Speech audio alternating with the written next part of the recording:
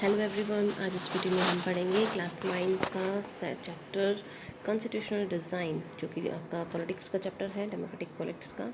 तो इसका question answers आज हम इस टॉपिक में करेंगे स्टूडेंट्स। तो फर्स्ट क्वेश्चन हमें यहाँ पे दिया हुआ है, here are some false statements. यहाँ पे कुछ फॉल्स स्टेटमेंट्स यानी गलत जो है सेंटेंसेस हमें यहाँ पे दिए गए हैं। Identify the mistake in each case, हर एक केस में हमें गलती को ढूंढना है। And re right these correctly based on what you have read in this chapter. और इस चैप्टर में जो हमने पढ़े हैं उन इंफॉर्मेशन के अकॉर्डिंग हमें इन सेंटेंसेस को करेक्ट करना है। फर्स्ट है, leaders of the freedom movement had an open mind about whether the countries should be democratic or not after independence, कि स्वतंत्रता के बाद देश लोकतंत्र हो या नहीं, इस विषय पर स्वतंत्रता आंदोलन के नेताओं ने अपना दिमाग खुला रखा था। तो इस चैप्टर के अकॉर्डिंग जो है ये स्टेटमेंट क्या है, ट्रू है। सेकेंड, अगर हम देखें, members of the constituent assembly of India held the same view on the all provisions of the constitution, कि भारतीय संविधान सभा के सभी सदस्य संविधान में कही गई हर एक बात पर सहमत थे।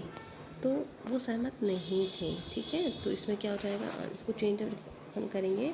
तो members of the constituent assembly of India has same views जो दिया हुआ है, सेम व्यूज़ को हम क्या कर देंगे यहाँ पे, डिफरेंट व्यूज़। सेम व्यूज़ को हमने चेंज कर दिया different opinion on various provisions of the constitution. तो ये इसमें चेंज हो गया, ये वो सब के सब उस चीज़ पे सहमत नहीं थे।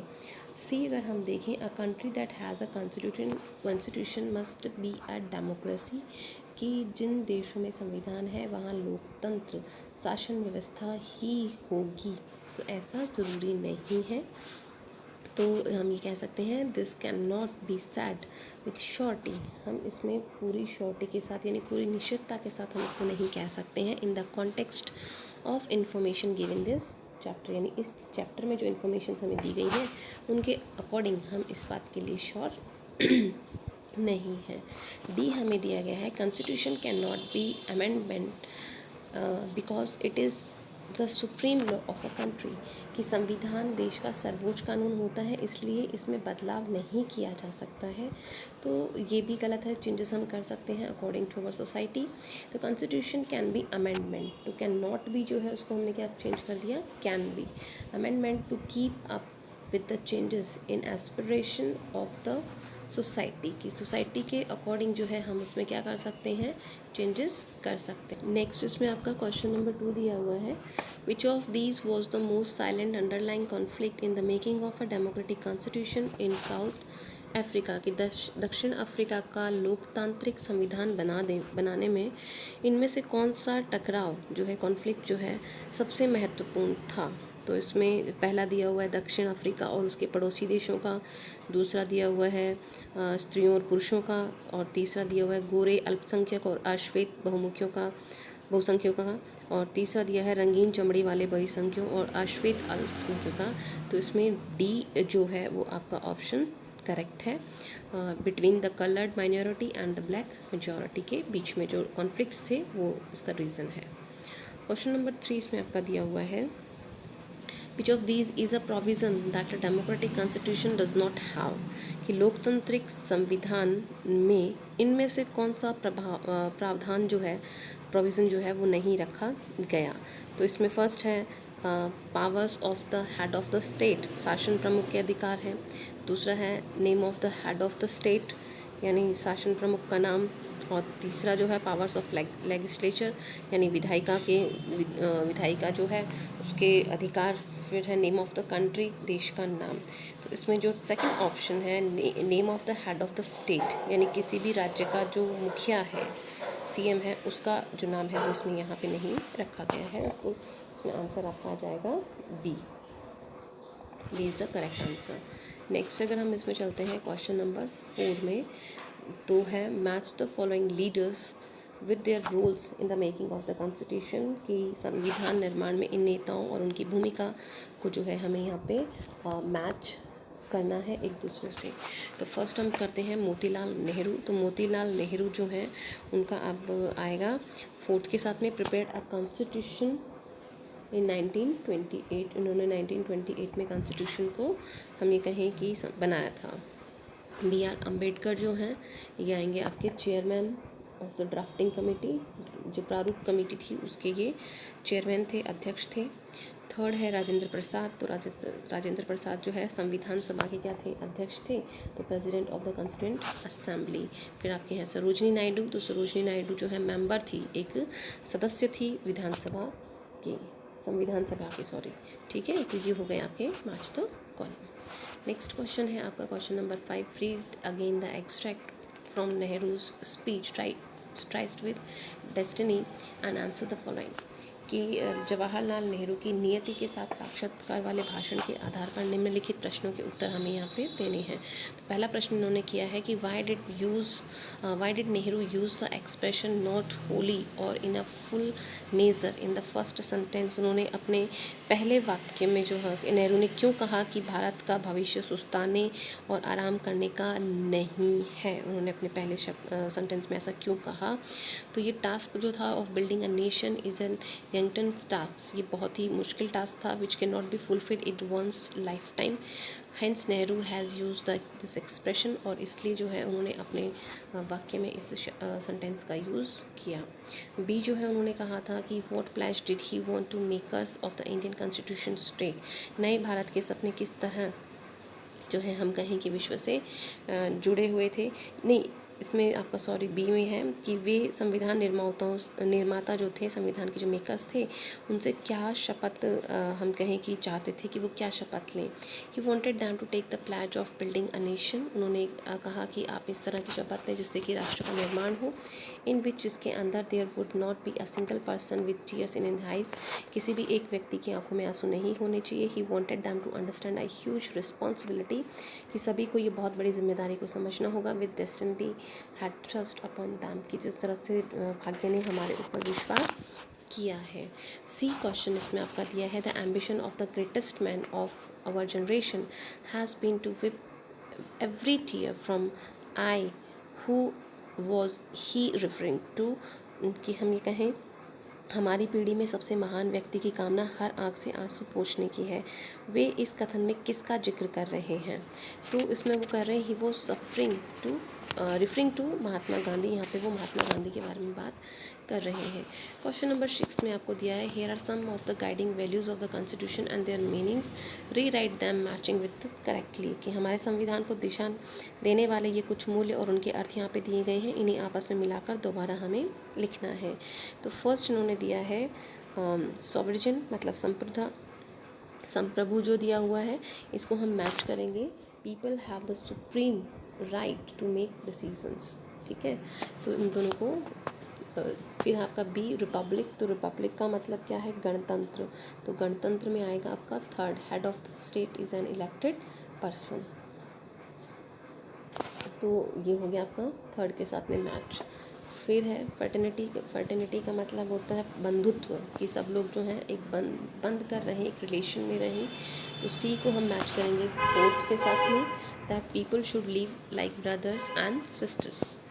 फिर सेकुलर का मतलब होता है धर्मनिरपेक्ष, तो government will not favour any religion, जो सरकार है वो किसी एक धर्म का जो है समर्थन नहीं करेगी, या हम कहें कि फेवर नहीं करेंगे। नेक्स्ट क्वेश्चन नंबर 7 है, A friend from Nepal has written you a letter. Describe the political exercise situation there. एक दोस्त है आपका जो नेपाल में रहता है, उसने वहाँ से आपको एक पत्र लिखा है जिसमें उसने नेपाल की जो पॉलिटिकल सिचुएशंस है, स्थिति है, उसको आपको बताया है।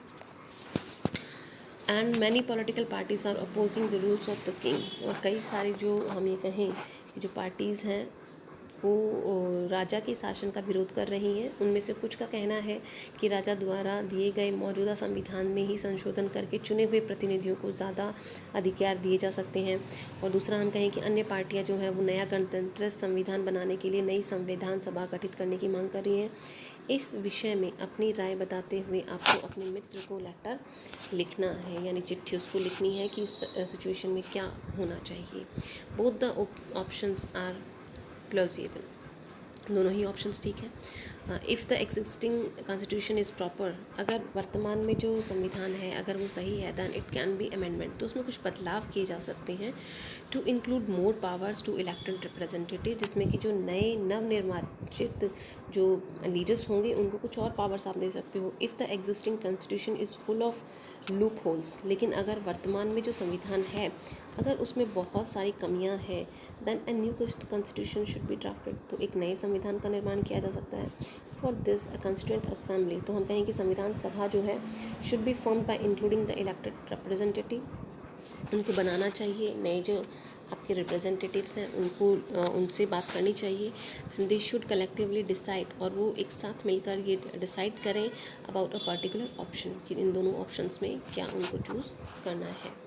क्वेश्चन नंबर 8 यहाँ पे दिया है, here are some different opinion about that made India's democracy India a democracy, how much importance would you give to each of these factors, कि भारत के लोकतंत्र के स्वरूप में विकास के प्रमुख कारणों के बारे में कुछ अलग अलग विचार इस प्रकार हैं।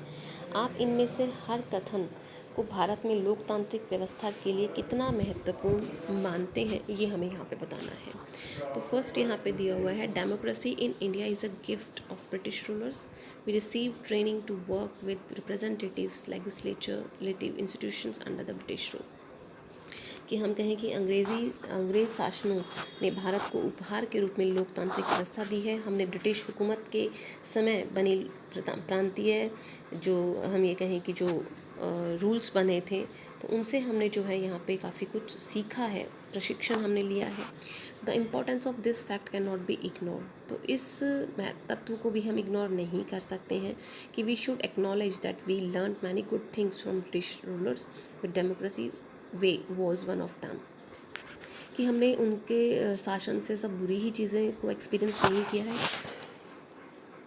बल्कि हम कहें कि कुछ अच्छी चीज़ें जैसे डेमोक्रेसी है उसके बारे में भी हमने जो है उनसे सीखा, तो ये जो है रियल में हमने उनसे सीखा है। तो freedom struggle change the colonial exploitation and denial of different freedoms to Indians, free India could not be anything but democratic, तो हमारे स्वतंत्रता संग्राम ने उपनिवेशिक शोषण और भारतीय लोगों को तरह तरह से जो है हम कहें तरह तरह की आज़ादी न दिए जाने का विरोध किया। ऐसे में स्वतंत्र भारत को लोकतांत्रिक होना ही था।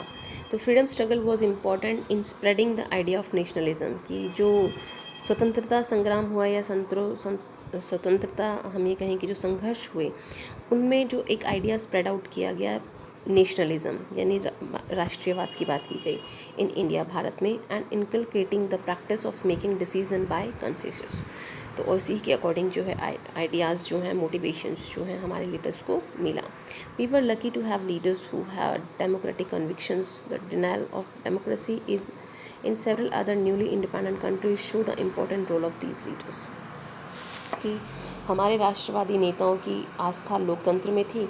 अनेक नव स्वतंत्र राष्ट्रों में जो होते हैं लोकतंत्र का न आना हमारे नेताओं की महत्वपूर्ण भूमिका को रेखांकित करता है। तो we were indeed lucky that we did not have leaders who are autocratic, कि ये हमारे लिए बहुत बड़ी बात है कि हमारे जो लीडर्स थे उस समय वो ऑटोक्रेटिक नहीं थे। India's freedom struggle is the only example of bloodless freedom struggle, कि ये जो है बिना खून बहाए वाली स्वतंत्रता जो है सिर्फ ये एक ऐसा उदाहरण है जो हमारे देश का है इन द कॉन्टेम्प्रेरी हिस्ट्री। अगर हम अपने इतिहास को उठाकर देखते हैं, this could be possible because our nationalist leader had the maturity to listen the others view, क्योंकि हमारे जो राष्ट्रवादी जो नेता थे उनकी अगर हम बात करें तो उनमें एक मेच्योरिटी थी और वो दूसरों के व्यूज़ को सुनते थे, ऐसा नहीं कि सिर्फ अपनी बात को आगे से आगे रखा जाए। अब आपका question number 9, read the following extract from the conduct book for married women published in 1912। God has made the female species delicate and fragile both physically and emotionally. Pitiable and incapable of self-defense, they are destined, those by God, to remain in male protection of father, husband, and son all their lives. Women should therefore not despair, but feel obliged that they can dedicate themselves to the service of man. Do you think the values expressed in the para reflect the values underlying the constitution, or does this go against the constitutional values? कि 1912 की अगर हम बात करें, 1912 में प्रकाशित विवाहित महिलाओं के लिए आचरण पुस्तक में निम्नलिखित अंश जो दिया गया है हम उसको पढ़ें। ईश्वर ने औरत जाति को शारीरिक और भावनात्मक दोनों ही तरह से ज़्यादा नाजुक बनाया है। उन्हें आत्मरक्षा के भी योग्य नहीं बनाया। इसलिए ईश्वर ने ही उनके जीवन पर हम कहें कि पुरुषों के संरक्षण में रहने का भाग्य दिया है, कभी पिता के, कभी पति के, तो कभी पुत्र के संरक्षण में। इसलिए महिलाओं को निराश होने की जगह इस बात में अनुग्रहित होना चाहिए कि वे अपने आपको पुरुषों की सेवा में समर्पित कर सकती हैं। क्या इस अनुच्छेद में व्यक्त मूल्य संविधान के दर्शन से मेल खाते हैं या वे संवैधानिक मूल्यों के खिलाफ हैं? कि क्या ये बात ज़रूरी है कि लेडीज़ को, महिलाओं को हर चीज़ के लिए, सेफ्टी के लिए, सिक्योरिटी के लिए जेंट्स पे या मेल्स पे डिपेंडेंट होना चाहिए? The constitution treats every citizen equally irrespective of gender distinction. कि अगर हम संविधान की बात करें तो संविधान में कोई भी लिंग का जो व्यक्ति, चाहे वो महिला हो चाहे वो पुरुष हो, सब एक समान है, किसी में भी किसी तरह का कोई लिंग भेद नहीं है। Hence this paragraph does not reflect the underlying value in our constitution. लेकिन इस पैराग्राफ में हमारे संविधान की जो सिद्धांत हैं, जो प्रिंसिपल्स हैं, वो यहाँ पे शो नहीं किए गए हैं, जिससे कि हम ये मान सकें कि यहाँ पे समानता की बात की गई है। अब लास्ट क्वेश्चन आपका इसमें आता है, read the following statements about a constitution. की संविधान के बारे में कुछ कथन नीचे दिए गए हैं। Give reason why each of this is true और नॉट। इनको हमें बताना है कि अगर ये सही है तो क्यों नहीं है और गलत है तो क्यों है। द फर्स्ट इन्होंने दिया है, the authority of the rule of the constitution is the same as that of any other law. कि संविधान के नियमों की हैसियत किसी भी अन्य कानून के बराबर है। तो this is not a true statement since the authority of rules of the constitution is much more than of and other law. कि किसी भी दूसरे लॉ के से ज़्यादा जो है संविधान पावरफुल है, वो सुप्रीम पावर हम उसे कह सकते हैं। सेकेंड है, constitution lays down how different organs of the government will B form. कि संविधान बताता है कि शासन व्यवस्था के विविध अंगों का गठन किस तरह से होगा। No, it is not correct because our constitution lays down how different organs of the government will be formed. कैसे बनाए जाएंगे उनको हम कह सकते हैं। थर्ड है, rights of citizens and limits on the powers of the government are laid down in the constitution.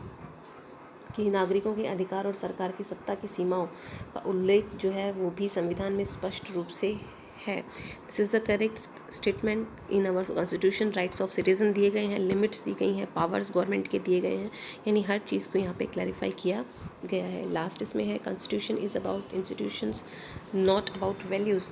कि संविधान जो है संस्थाओं की चर्चा करता है, उनका मूल्यों से कुछ लेना देना नहीं है। तो constitution is about institutions through which different values are been inculcated.